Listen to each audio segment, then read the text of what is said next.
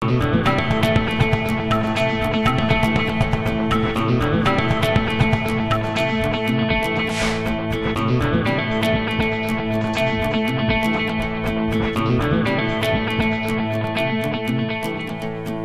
की हालत यूं तो पहले भी कभी इतनी अच्छी नहीं थी, मगर इतनी बुरी भी ना थी।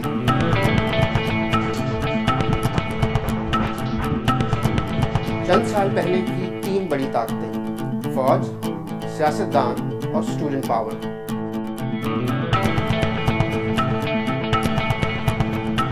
और आज की नौकरशाही जज, जर्नैल और सहाफी में इन्हीं इदारों के तो कमरों, लॉन्स और लाइब्रेरियों के रोमानों की पैदावार है।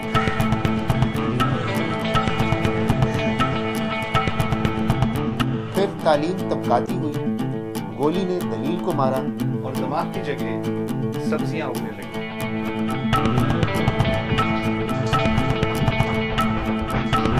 क्या करें?